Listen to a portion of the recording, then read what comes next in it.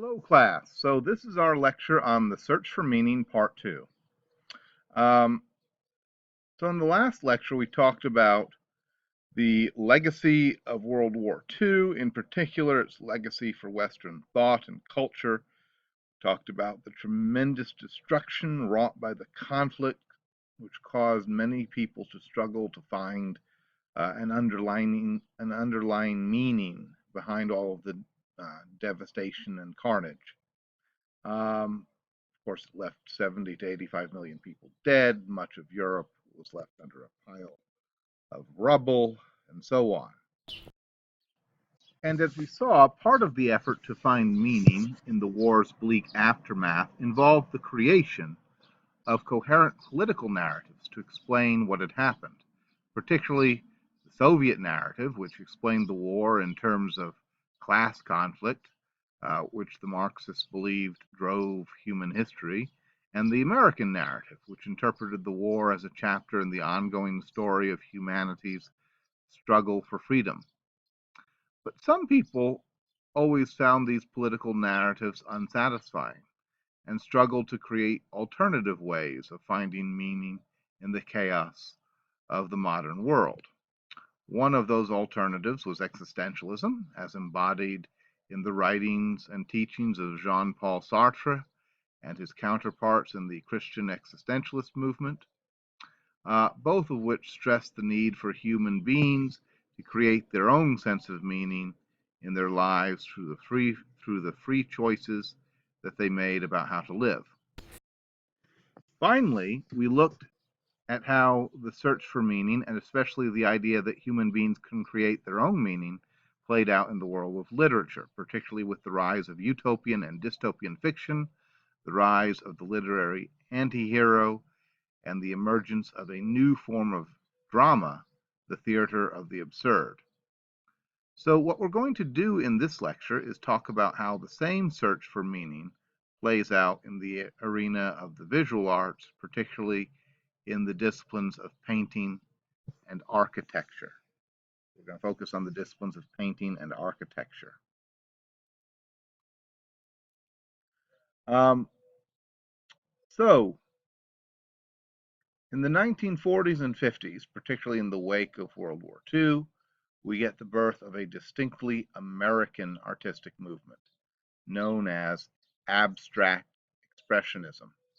It's born in New York City, which in the mid 20th century actually displaces Paris as the center of the international art world.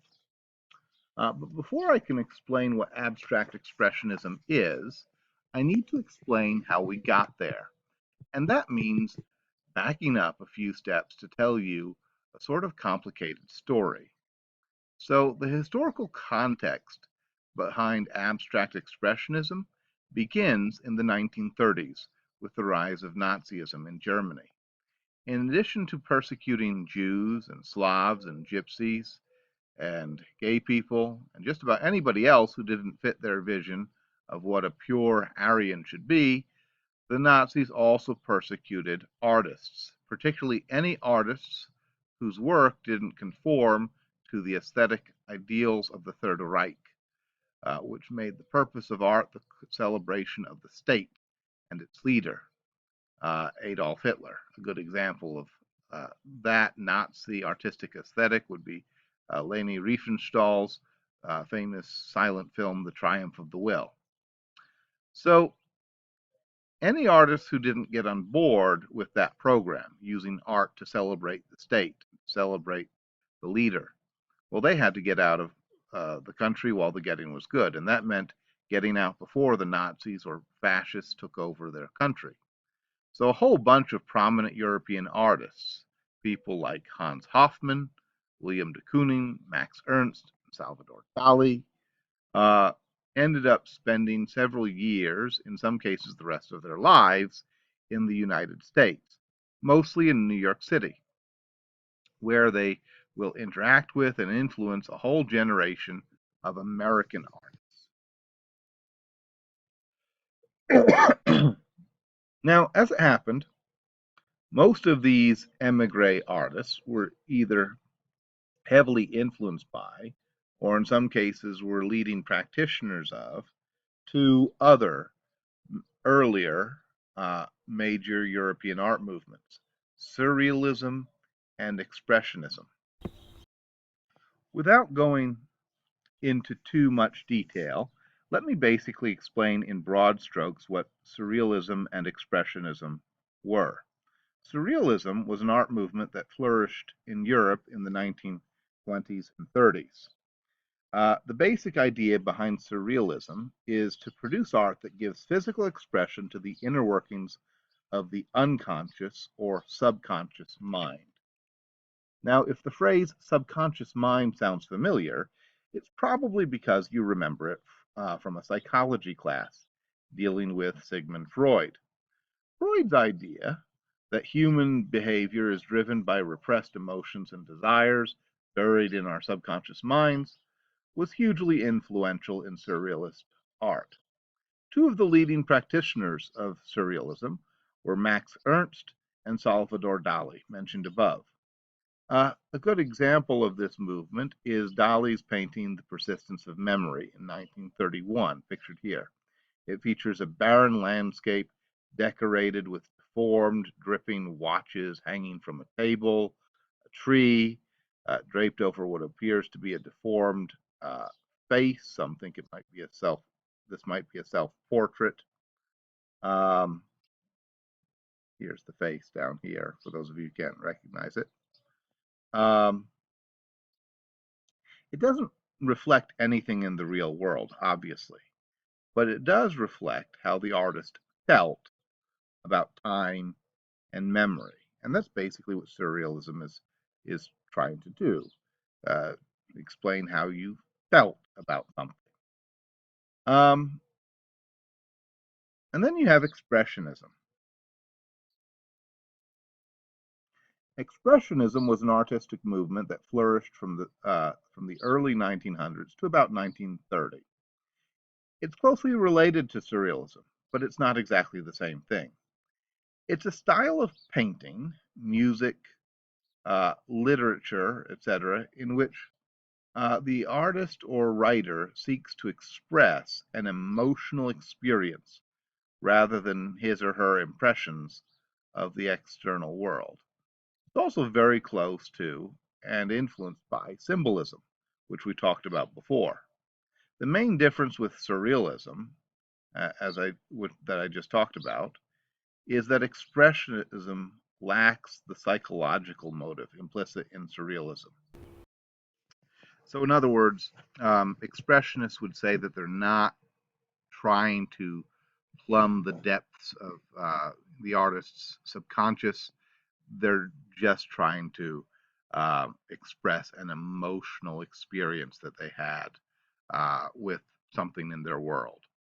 So, a good example of this would be Edvard Munch's The Scream. Now, we've already talked about the meaning of this painting in the context of symbolism, and it normally would be considered a symbolist painting, but it also easily could be considered an expressionist painting because it depicts how Munch felt during the scene described in this painting.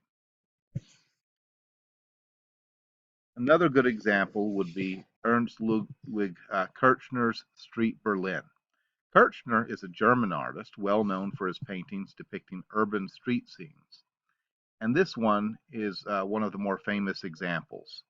The theme of this painting is the alienation of modern urban life. Um, the alienation of modern urban life. The idea is conveyed by the elongated and distorted forms of the people, their angular, expressionless faces, reminiscent of African masks that so influenced Picasso uh, uh, and were a popular museum exhibit during this period. The clashing and discordant colors, hot pink sidewalk versus the dark black clothing of the people. Also, the posture of the people here. The only two people paying any attention to each other uh, uh, are the two women supposed to be prostitutes in the foreground. to the left, right here. Right? So these two are talking to each other. Everybody else in the painting is kind of ignoring uh, other people. And again, this painting is meant to convey how the artist felt about urban life, how it's lonely and impersonal and alienating. Okay, so that's surrealism and expressionism. And now you have at least an idea of what those two movements are about. That's important because those are the two movements that heavily influence most of these emigre artists who came over from Europe in the 1930s, who end up teaching and interacting with American artists. And out of that interaction comes this new artistic movement called abstract expressionism in the 1940s and 50s. So, what is abstract expressionism? Well, like both surrealism and expressionism before it, abstract expressionism places heavy emphasis on the value of self expression. It's characterized by large, mostly abstract paintings, lacking in any clear focal point, and sweeping swaths of color designed to both embody the emotions of the artists and elicit an emotional response from the audience. The main difference between abstract expressionism and either surrealism or expressionism proper is that it moves even further away from representational art than those movements do. With surrealism and expressionism, while they're both primarily concerned with communicating something about the self, they're still doing so using forms that are at least reminiscent of things that exist in the real world, like Dali's melting clocks, Kirchner's elongated urban dwellers, and so on. With abstract expressionism, that slender tether to reality stretches up to and sometimes even past the breaking point. So you get works of art that really aren't tethered to anything in reality. So a good example of this is Willem de Kooning's Woman and Bicycle, 1953, pictured here. Kooning is one of those European expat artists, he's Dutch in this case, who showed up in New York in the 1930s and ended up contributing greatly to this movement. One of his favorite subjects, like a lot of male artists over the years, is the female form. But the female forms you see in this painting uh, are about the furthest thing away from a Renaissance nude that you can imagine. Um, it's harsh, violently distorted, shrouded in swirling fields of color. The only really recognizable thing, the only thing really recognizable uh, as a woman that makes this figure recognizable as a woman are the huge, massively oversized breasts here, reminiscent of Neolithic Earth Mother images, and the fact that she's wearing what looks to be heels, if you look down at her feet here. Um, One other feature worth noting is the exaggerated vacant smile on her face. Kooning called this the American smile, popular among girls on contemporary pinup posters that he used for inspiration. Kooning's women are about as far away as you can get from traditional representational art without jumping completely into non representational art 100%. One artist who does make that leap ultimately is Jackson Pollock. So, who is Jackson Pollock? Well, he's an American artist. He was born in Wyoming, probably the most famous artist to ever come from the Western United States.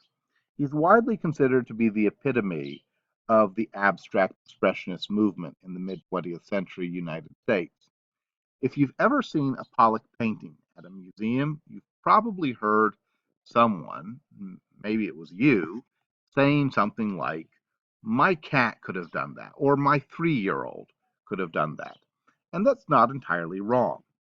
Pollock's work, especially his most famous work, does feature tangled messes of lines and swaths of paint swirling around the canvas in every direction. But it's not necessarily true that there's no thought or process behind it. Pollock developed a methodology called action painting, which he invented, by the way, partly by observing the rituals involved in creating Navajo sand paintings in the western United States. This right here is an example of a Navajo sand painting. Action painting basically involved taking the canvas off of the easel and laying it on the floor.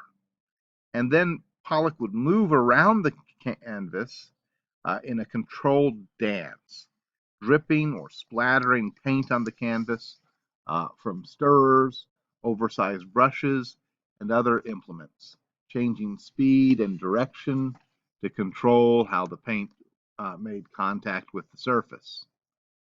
A good example of this is Pollock's Autumn Rhythm, painted in 1950, a swirling mass of black, white, and gray lines on a taupe canvas. Pollock's methodology meant that his action paintings were entirely non-representational, meaning they portrayed nothing that even remotely resembled an actual object or thing in the real world. But that was actually the point. It wasn't supposed to portray any person or object in the real world. Instead, it was supposed to portray the act of painting itself and all the emotion and energy and movement that went into it. As one art critic, Harold Rosenberg, put it in 1952, action paintings were, quote, not a picture, but an event. Not a picture, but an event. So when you saw an action painting, you were actually seeing the act of painting itself, and also what the artist was feeling supposedly at the time that he was painting. Or to put it in a simpler way, you're not supposed to see anything when you look at an action painting. You're supposed to feel all of the energy and passion and emotion that went into making it.